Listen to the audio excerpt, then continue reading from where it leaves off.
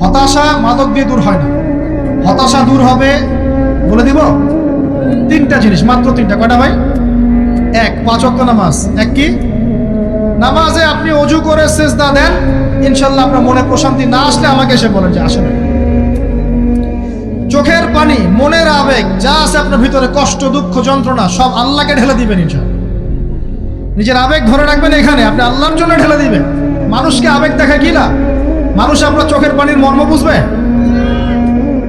মানুষ কি মানুষের চোখের পানির মর্ম বোঝে?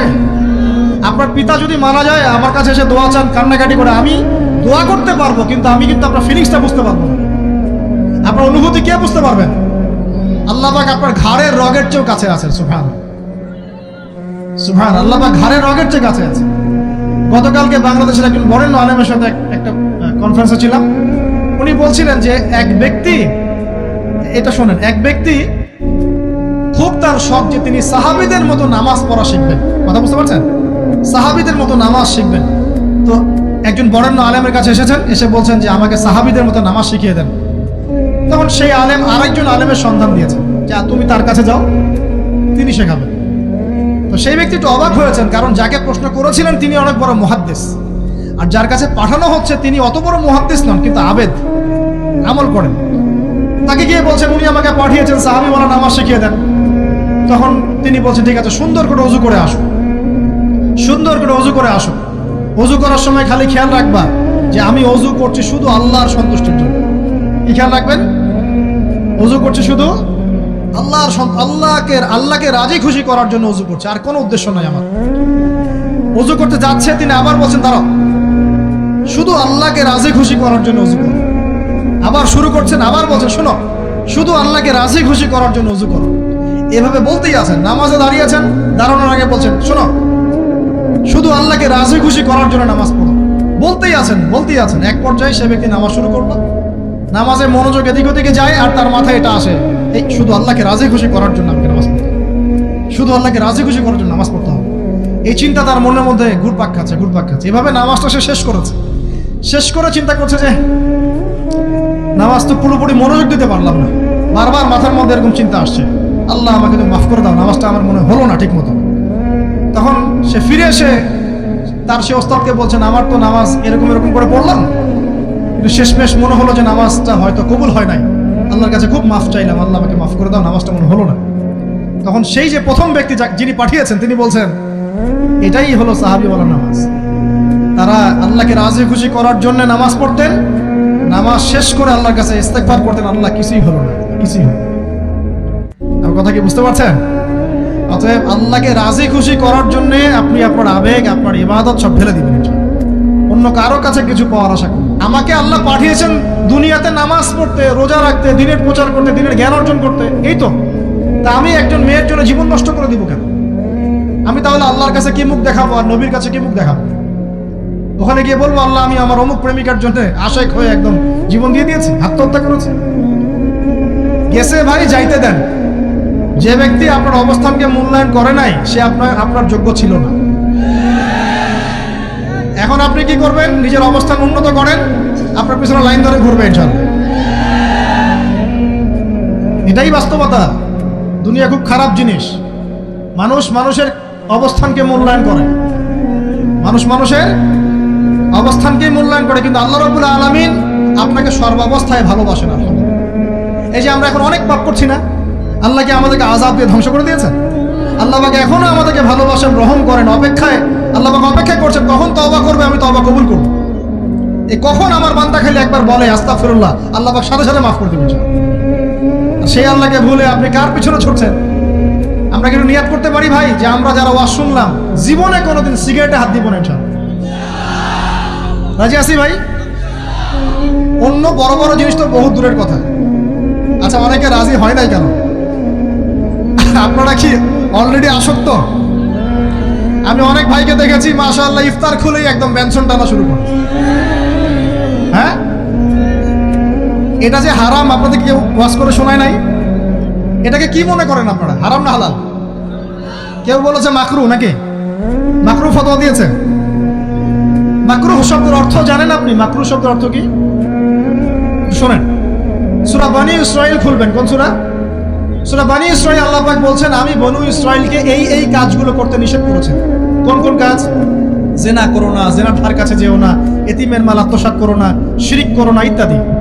যারা আলেম আছেন তারা আমার কথা বুঝবেন। এই কাজগুলোর পরে আল্লাহ পাক বলছেন যে এই প্রত্যেকটা কাজ আল্লাহর কাছে মাকরুহ, অপছন্দের। কিসের? অপছন্দ। আর এটাকে আপনি সহজ মনে করছেন? নিয়াত করি আল্লাহ পাকের সন্তুষ্টির জন্য আমরা কোনোদিনও মাদকের সাথে সম্পৃক্ত হব না। আর বিশ্বাস করেন, শুধুমাত্র মাদকদ্রব্য নিয়ন্ত্রণ অধিদপ্তর এই আইন কানুন এগুলো দিয়ে, জরিমানা দিয়ে মানুষকে মাদক ছাড়ানো যাচ্ছে না, যাবে না। কেন যাবে না এটা আপনারা খুব ভালো করেই জানেন, আমি বলতে চাচ্ছি না। অনেক সময় মাদক বিরোধী কনসার্ট করে মানুষ, মাদক বিরোধী কনসার্টে ওঠার আগে এক বোতল ডাইল খেয়ে আসে আগে। এগুলো কি বাস্তব কথা বলছি না অবাস্তব কথা বলছি? আমাদের যুবক ভাইরা কোশ্চিন কালেও মাদকের ধার কাছে যাবেন না ইনশাআল্লাহ। একটা হাদিস খালি মনে রাখেন, একটা, এই হাদিসটা মনে রাখেন। নবী সাল্লাল্লাহু আলাইহি ওয়াসাল্লাম বলেছেন, কেউ যদি মাদকদ্রব্য সেবন করে তার 40 দিনের নামাজ কবুল হবে না।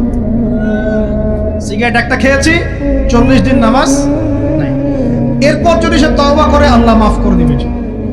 আবার যদি মাদক খায় আবার 40 দিন কবুল হবে না। যদি আবার তওবা করে আল্লাহ মাফ করে দিবেন। আবারও যদি খায় আবারও 40 দিন কবুল হবে না। আবারও তওবা করলে আল্লাহ আবার মাফ করে দিবেন। চতুর্থবার সে যদি মাদক খায়, আল্লাহ রাসূল সাল্লাল্লাহু আলাইহি ওয়াসাল্লাম বলছেন আল্লাহ পাক কিয়ামতের মাঠে তাকে তিনাতুল খাবাল পান করাবেন। কি পান করাবেন? তিনাতুল খাবাল। সাহাবীরা বললেন, ইয়া রাসূলুল্লাহ, এটা কি? তিনাতুল খাবাল কি? নবী সাল্লাল্লাহু আলাইহি ওয়াসাল্লাম বলছেন, এটা হচ্ছে জাহান্নামীদেরকে আযাব দেওয়ার পর তাদের রক্ত মাংসের যে পুঁজ বের হবে, এই যে ড্রিঙ্কস, জাহান্নামের হার্ড ড্রিঙ্কস, এই ড্রিঙ্কসের নাম হলো তিনাতুল খাবাল। আল্লাহ পাক আমাদের সবাইকে মাদক থেকে বাঁচিয়ে রাখুন। আমল হচ্ছে কোরআন তেলাওয়াত। যে ব্যক্তি কোরআন তেলাওয়াত করতে পারে নিয়মিত, তার মনের মধ্যে এই হতাশা, এই ভীরুতা, এই কাপুরুষতা কিচ্ছু আসবে না ইনশাআল্লাহ। আমি গ্যারান্টি দিচ্ছি আপনাকে, হতাশা আসবেই না আপনার মনে যদি আপনি কোরআন বুঝতে পারেন। কোরআনের একটা আয়াত নিয়ে কোনো সময় দেখা যায় 2-3 ঘন্টা সময় পার হয়ে যাচ্ছে, আয়াতটা ছেড়ে সামনে যেতে পারছি না। কোরআনের ভিতরে ঢুকলে আপনি দুনিয়ায় ভুলে যাবেন কি হচ্ছে আশপাশে। আমি এমন অনেক আলেমকে দেখেছি যে একটা বই, পাতলা একটা বই, আরবি বই নিয়ে পড়া শুরু করেছেন, যে ফজরের পরে জোহরের ওয়াক্ত হয়ে যাচ্ছে, বইটাই শেষ করতে পারেন না। বুঝতে পারবেন না? যখন আপনি ইলমের ভিতরে ঢুকে যাবেন, কোরআনের ভিতরে, হাদিসের ভিতরে, আপনার দুনিয়ার খেয়ালই নাই। একজন আলেম, তিনি এক রাত্রে একটা বই লিখেছিলেন, চটি বই, এক রাত্রের মধ্যে। বলা হচ্ছে, তার সম্পর্কে বলা হচ্ছে যে রাতের খাবার তাকে দেয়া হয়েছে, যে আপনি এটা খেয়ে নেন। খাবারটা পাশেই আছে, খাবারটা খাবো, এটা লিখে খাবারটা খাবো, এরকম তার চিন্তা ছিল। ফজর হয়ে গেছে, বই লিখাও শেষ, খাবার এই অবস্থায় পড়ে আছে, ডুবে গেছেন ভিতরে, খাওয়ার মাথায় খেয়াল নাই।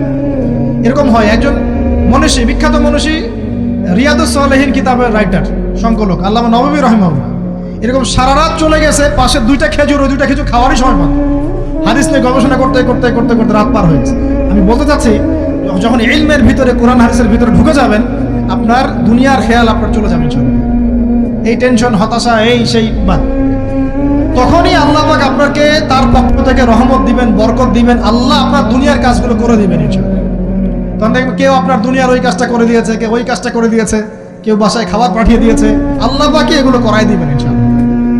তো প্রিয় ভাইরা, মাদকে যাবো না আল্লাহর কাছে আসবো? 2 নাম্বার কোরআন তেলাওয়াত, 3 নাম্বার আল্লাহর জিকির। 3 নাম্বার কি ভাই? আল্লাহর জিকির। চলতে ফিরতে সব সময় মুখ চলতে থাকবে, মুখ না চললেও মনে মনে মন তাজা থাকবে, মনে মনে জিকির হতে থাকবে।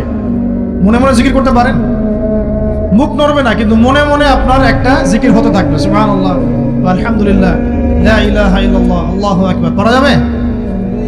পারে। মানুষের মন কখনো চুপ করে থাকে না, কিন্তু মানুষের মন অলওয়েজ কিছু না কিছু চিন্তা করতে থাকে না, যতক্ষণ না ঘুমায় মানুষ। তো প্রিয় ভাইরা, বেশি বেশি জিকির করবো, সুবহানাল্লাহ, আলহামদুলিল্লাহ, লা ইলাহা ইল্লাল্লাহ, আল্লাহু আকবার, লা হাওলা ওয়ালা কুওয়াতা ইল্লা বিল্লাহ, এগুলো চলতে থাকবে। আল্লাহ পাক তৌফিক দান করুন। আমরা আমাদের সমাজে যুবকদেরকে এরকম টিকটকে দেখছি, অনলাইনে আসক্ত দেখছি, জেনায় আসক্ত দেখছি, পর্নোগ্রাফিতে আসক্ত দেখছি। আমরা দেখছি আমাদের যুব সমাজকে মাদকে আসক্ত, কিশোর গ্যাংয়ে আসক্ত। এইগুলো কি আমাদের কাম্য ছিল ভাই? আমাদের কাম্য ছিল? এই অবস্থায় কি যুব সমাজ আল্লাহ পাকের দ্বীনের পতাকা হাতে নিয়ে আল্লাহর জমিনে দিন কায়েম করতে পারবে কিনা একটু আমাকে উত্তর দেন দেখি। এখন এই অবস্থায় পারবে? অতএব অবস্থার উন্নতি করতে হবে কিনা? উন্নতির জন্য রাজি আছি কিনা ইনশাআল্লাহ? আমরা চাই কি আল্লাহ পাকের দিনটা আল্লাহর জমিনে প্রতিষ্ঠা লাভ করুক, আল্লাহর দিন সবার ঘরে ঘরে পৌঁছে যাক, আল্লাহ পাকের দিনের যে সৌন্দর্য সবাই সেটাই, এই সৌরভটা সবাই পাক। আমরা চাই কিনা সমাজে শান্তি প্রতিষ্ঠা হোক, আবার সেই রাসূলের মতো যুগ চলে আসুক? আমরা চাই কিনা? অতএব আমাদের সবাইকে যৌবনের এই প্রলোভনগুলো থেকে বেরিয়ে এসে আল্লাহ পাকের ইবাদতে আত্মনিয়োগ করতে হবে। আল্লাহ পাক আমাদের সবাইকে তৌফিক দান করুন, বলি আমিন। আমাদের সবাইকে আল্লাহ রাব্বুল আলামিন কুরআন এবং হাদিসের গভীর জ্ঞান অর্জন করার তৌফিক দান করুন, বেশি থেকে বেশি ইবাদত করার তৌফিক দান করুন।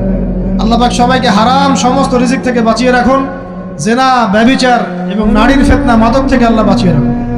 আল্লাহ পাক আমাদের সবাইকে হালাল রিজিক, হালাল সম্পর্ক যথেষ্ট করে দিন।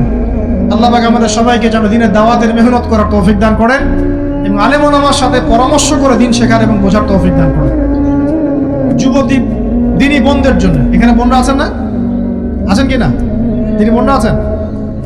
একটা নসিহত দিনী বোনদের জন্য আমি একটা নসিহত করতে চাচ্ছি, একটা নসিহত। আমার এই একটা নসিহত একটু মন দিয়ে শুনুন প্রিয় দিনী বোন। রাসূলুল্লাহ সাল্লাল্লাহু আলাইহি ওয়াসাল্লাম আমাদের দিনী বোনদের জন্য জান্নাতে যাওয়ার একটা ফর্মুলা বলে দিয়েছেন। আমি কি বলবো সেটা?